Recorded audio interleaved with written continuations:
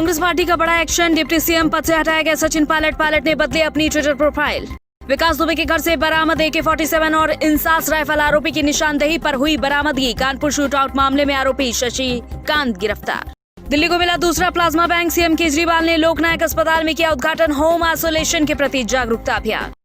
राजस्थान में जारी सियासी घमासान के बीच आखिरकार वही हुआ जिसका अंदेशा लगाया जा रहा था। दरअसल सचिन पायलट और उनके 2 विश्वस्त मंत्रियों को पद से हटा दिया गया है। सचिन पायलट को यहां तक कि प्रदेश अध्यक्ष पद से भी हटा दिया गया है, जिसके बाद से उन्होंने अपना ट्विटर प्रोफाइल भी चेंज कर लिया। ये पूरी रिपोर्ट देखें। राजस्थान में मचे सियासी घमासान में आखिर वही हुआ जिसका अंदेशा जताया जा रहा था। कांग्रेस पार्टी ने सख्त रुख अपनाते हुए सचिन पायलट को उप मुख्यमंत्री और उनके 2 विश्वस्तों को राजस्थान के मंत्री पद से हटाने की घोषणा की है। इसके साथ ही पायलट को राजस्थान कांग्रेस अध्यक्ष पद से भी बर्खास्त कर दिया गया है। इस कार्रवाई की घोषणा कांग्रेस नेता रणदीप सिंह सुरजेवाला ने मीडिया को संबोधित करते हुए की।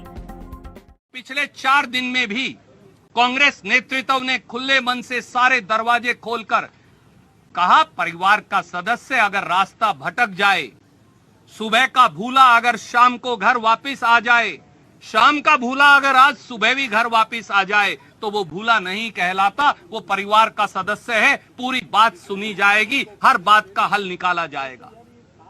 पर मुझे खेद है कि श्री सचिन पायलट और कुछ उनके मंत्री साथी वो भारतीय जनता पार्टी के षड्यंत्र में भटककर कांग्रेस पार्टी की जनता के द्वारा चुनी गई 8 करोड़ राजस्थानियों के द्वारा चुनी गई सरकार को गिराने का षड्यंत्र और साजिश कर रहे हैं।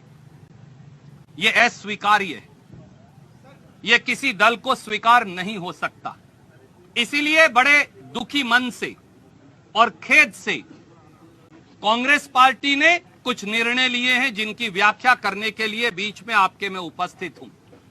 पहली बात, श्री सचिन पायलट जी को, श्री विश्वेंद्र सिंह जी को और मीना जी और श्री रमेश मीना जी को उप मुख्यमंत्री और मंत्री पद के भार से फौरी तौर से मुक्त किया जाता है। दूसरा, हमारे बहुत तजर्बेकार और काबिल साथी जिन्होंने किसान के घर में जन्म लिया, जो ओबीसी से संबंधित हैं, जिन्होंने अपनी जमीन भी जोती और कांग्रेस की जमीन भी जोती, जो एक कार्यकर्ता के तौर पर जिला कांग्रेस कमेटी के अध्यक्ष के तौर से उठकर आए और आज राजस्थान की शिक्षा मंत्री के तौर पर सेवा कर रहे हैं, गोविंद सिंह दोतासरा जी को राजस्थान प्रदेश कांग्रेस कमेटी का नया अध्यक्ष बनाया जाता है। मंत्री और कांग्रेस प्रदेश अध्यक्ष पद से हटाए जाने के बाद सचिन पायलट की पहली प्रतिक्रिया आई। सचिन पायलट ने ट्वीट करके कहा कि सत्य को परेशान किया जा सकता है, पराजित नहीं। इसके साथ ही सचिन पायलट ने अपने ट्विटर बायो से डिप्टी सीएम हटा दिया है और कहीं भी कांग्रेस का जिक्र नहीं है। कानपुर एनकाउंटर के मुख्य आरोपी विकास दुबे के एनकाउंटर में मारे जाने के बाद पुलिस ने विकास दुबे के घर से AK-47 और साथ ही साथ इंसास राइफल बरामद की है। ये बरामदगी पुलिस ने एक अन्य आरोपी शशिकांत के निशानदेही पर की है। ये पूरी रिपोर्ट देखें। कानपुर के बिकरू गांव में हुए शूटआउट के मुख्य आरोपी विकास दुबे को पुलिस ने एनकाउंटर में ढेर कर दिया था। इधर विकास दुबे के घर में एक बार फिर से छापेमारी हुई है। पुलिस ने छापेमारी में उसके घर से एक AK-47 राइफल और एक इंसास राइफल बरामद की है। ये बरामदगी एक अन्य आरोपी की गिरफ्तारी और उसकी निशानदेही पर हुई। ADG law and order Prashant Kumar ने मंगलवार को कानपुर पहुंचकर इस मामले में प्रेस कॉन्फ्रेंस की। उन्होंने बताया कि पुलिस ने कानपुर शूटआउट मामले में एक और 50,000 का इनामी शशिकांत उर्फ सोनू को गिरफ्तार किया है। ADG ने बताया कि शशिकांत भी बिकरू गांव का रहने वाला है। उसे पुलिस ने चौबेपुर से गिरफ्तार किया। पूछताछ में उसने कबूल किया है कि घटना के दिन वो विकास दुबे के साथ उसके घर पर था। इतना ही नहीं, उसने पूछताछ में अन्य लोगों के नाम के साथ उनकी भी घटना में संलिप्तता बताई है। दिल्ली में जिस तरह से कोरोना केसेस बढ़ते जा रहे हैं, दिल्ली सरकार हर संभव प्रयास करने की कोशिश कर रही है। उधर आज लोकनायक अस्पताल में डिप्टी सीएम के साथ सीएम अरविंद केजरीवाल ने पहुंचकर दूसरे प्लाज्मा बैंक का उद्घाटन किया। लोकनायक अस्पताल में दिल्ली के मुख्यमंत्री अरविंद केजरीवाल और उप मुख्यमंत्री मनीष सिसोदिया ने पहुंचकर दिल्ली के दूसरे प्लाज्मा बैंक का उद्घाटन किया। इस दौरान मुख्यमंत्री ने प्लाज्मा देने के लिए आए 2 मरीजों को गौरव पत्र देकर उनका हौसला बढ़ाया। साथ ही कोरोना से जंग जीत कर घर लौटे लोगों से प्लाज्मा देने की अपील भी की। डॉक्टर सुरेश और उनकी पूरी टीम ने दिल्ली का दूसरा प्लाज्मा बैंक शुरू किया है।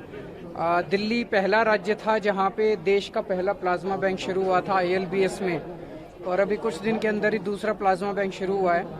जब तक वैक्सीन नहीं आ जाती तब तक प्लाज्मा एक मददगार साबित होता है लोगों की जान बचाने के लिए। इससे पहले दिल्ली सरकार के अस्पताल institute of liver and biliary sciences में प्लाज्मा बैंक शुरू किया गया था।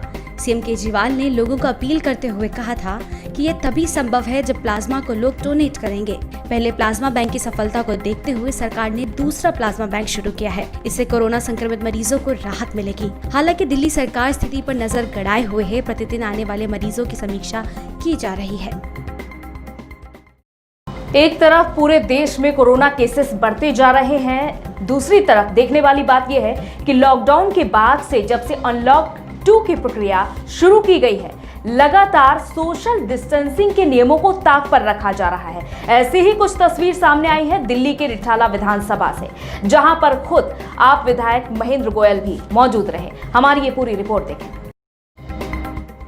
आज भले ही देश भर में लॉकडाउन को समाप्त कर अनलॉक की प्रक्रिया शुरू हो गई है, लेकिन अभी भी कोरोना वायरस के संक्रमण का प्रकोप बदस्तूर जारी है। शायद इसी का परिणाम है कि अनलॉक की प्रक्रिया में भी मास्क पहनना और सोशल डिस्टेंसिंग का पालन करना अनिवार्य है। केंद्र सरकार और दिल्ली सरकार लगातार लोगों से सोशल डिस्टेंसिंग के लिए अपील कर रही है। बावजूद इसके दिल्ली में समय समय पर सोशल डिस्टेंसिंग की धज्जियां उड़ाती तस्वीरें सामने आ रही हैं। ताजा मामले में दिल्ली के रिठाला विधानसभा में आयोजित एक कार्यक्रम में सोशल डिस्टेंसिंग की धज्जियां उड़ाती तस्वीरें सामने आई, जहां आम आदमी पार्टी से स्थानीय विधायक महेंद्र गोयल भी मौजूद रहे। दरअसल दिल्ली में रोहिणी सेक्टर 1 में कोरोना वॉरियर्स के सम्मान में एक कार्यक्रम का आयोजन किया गया। इस कार्यक्रम में स्थानीय विधायक महेंद्र गोयल मुख्य अतिथि के रूप में उपस्थित हुए। इस दौरान कोरोना वॉरियर्स का सर्टिफिकेट लेने के लिए भारी संख्या में लोग उपस्थित हुए और लोग कोरोना वायरस के संक्रमण से बेखौफ होकर कोरोना वॉरियर्स सम्मान लेने की होड़ में लगे रहे और सभी नियमों की जमकर धज्जियां उड़ाई गई। देश में कोरोना की रफ्तार को रोकने के लिए लॉकडाउन की प्रक्रिया लागू की गई थी पूरे देश में, जिसको देखते हुए सभी सिनेमा हॉल्स भी बंद कर दिए गए थे। लेकिन अब जब अनलॉक की प्रक्रिया शुरू हो चुकी है, इस दौरान सभी तरह की रियायतें भी दी जा रही हैं। तो वहीं सिनेमा हॉल्स में कई तरह की तैयारियां की जा रही हैं। तमाम सेफ्टी के नॉर्म्स यहां पर तैयार किए जा रहे हैं कि किस तरह से सोशल डिस्टेंसिंग बनाकर सिनेमा हॉल्स को चालू किया जा सकता है। इसके लिए क्या कुछ तैयारियां की गई, हम आपको दिखाते हैं। So this is our cinema entry. Every guest has to wear a mask.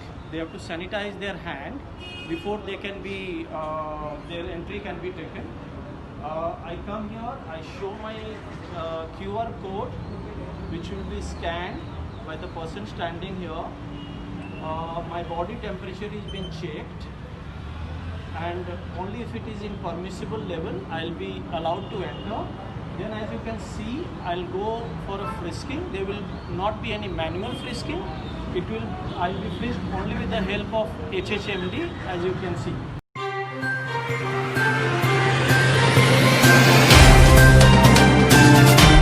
Subscribe now and press the bell icon.